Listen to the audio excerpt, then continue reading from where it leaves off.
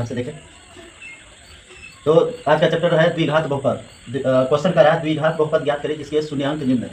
तो सबसे पहले द्विघात बहुपद कहते हैं किसे? जिस बहुपद का सर्वाधिक घात कितना हो, 2 हो। जिस बहुपद का सर्वाधिक घात 2 हो उसे द्विघात बहुपद कहते हैं। द्विघात बहुपद के 2 मूल या 2 शून्यक होते हैं, अल्फा और बीटा। तो इसी पर आधारित सवाल है, चलिए मैं सॉल्व करके बताता हूँ। तो द्विघात बहुपद ज्ञात करें जिसके शून्यांक निम्न है। ये जो दिया हुआ है शून्यांक दिया हुआ है, मूलों का योग और मूलों का गुणनफल नहीं दिया हुआ है, सिर्फ शून्यांक की बात किया है। तो ये समझ के चलिए, ये शून्यांक है। शून्यांक 2 होते हैं, कौन कौन? अल्फा और बीटा। तो ये अल्फा का मान दिया है और ये बीटा का मान, इसमें भी ये अल्फा ये बीटा, इसमें भी अल्फा ये बीटा। तो मूल पहले मान लीजिए, माना कि शून्यांक लिखा है तो शून्यांक लिख देता हूँ। शून्यांक या मूल एक ही होता है। तो माना कि शून्यांक अल्फा और बीटा है। अब इसका द्विघात बहुपद निकालने के लिए क्या करना होगा आपको? पहले मूलों का योग और मूलों का गुणनफल निकालना होगा, यानी शून्यकों का योग और शून्यकों का गुणनफल निकालना पड़ेगा। क्योंकि द्विघात बहुपद का सूत्र ही होता है जिसमें शून्यकों का योग और गुणनफल लगता है। तो शून्यक आपका अल्फा और बीटा है। कहने का मतलब शुरू वाला सवाल में अगर मैं 1 नंबर का सोल्व करूं तो अल्फा 2 हो जाएगा, बीटा -3 हो जाएगा। तो माना कि शून्यक अल्फा और बीटा है, इसीलिए अल्फा प्लस बीटा बराबर क्या हो जाएगा? तो ये एक अल्फा प्लस बीटा बराबर हो जाता है मूलों का योग। मूल एक अल्फा है एक बीटा है, तो 2 प्लस अल्फा प्लस बीटा, तो 2 प्लस अब बीटा, बीटा मान लेना है -3/2। कितना हो जाएगा? 2 प्लस यहाँ पर देखिए प्लस माइनस माइनस हो जाएगा, तो 3/2 हो जाएगा। अब ये बट्टे में बट्टे में नहीं है, अभी का जोड़ कर लीजिए बट्टे 1 करके। 1 2 कैल्शियम 2 2 दूनी 4 माइनस 2 1 3, तो 1/2 हो जाएगा। अल्फा प्लस बीटा का मान कितना हो गया? 1/2।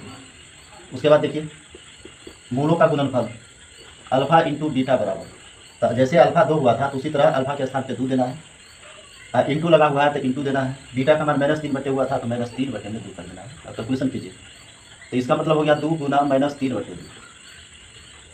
ये हो गया, इंटू मतलब गुना होता है इसलिए मैं गुना लिख के बता दिया। अब देखिए 2 कटेगा, बचेगा -3, तो मूलों का गुणनफल कितना हो गया? -3 हो गया।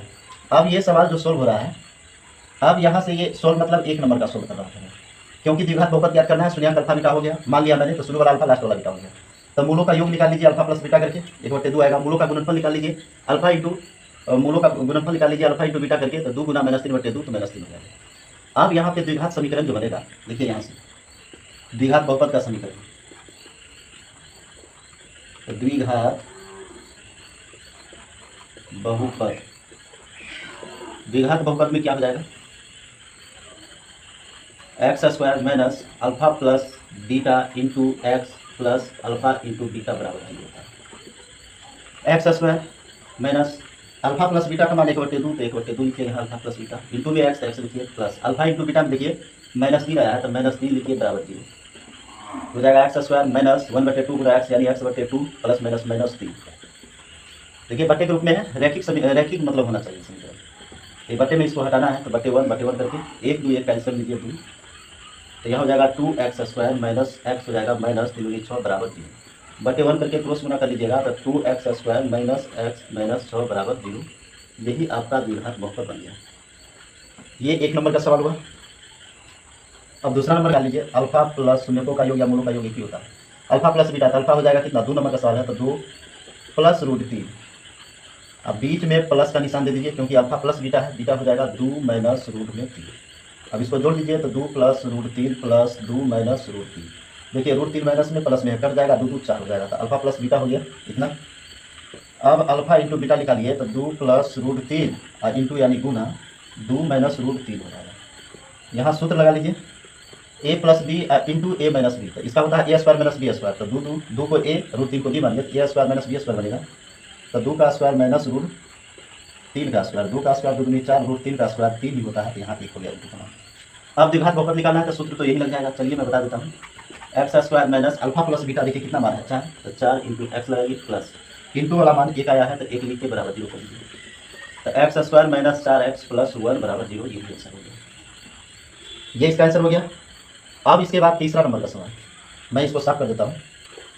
अब यहाँ तीसरा नंबर का सवाल हो गया, अल्फा प्लस बीटा। अब देखिए यहाँ तीसरा के लिए शून्यांक अल्फा ये हो जाएगा, बीटा ये हो जाएगा, तो अल्फा प्लस बीटा मतलब हो जाएगा 1 प्लस 2√3 पोस्ट वर्ग फिर प्लस, क्योंकि प्लस लिखा हुआ, बीटा हो जाएगा 1 माइनस 2√3।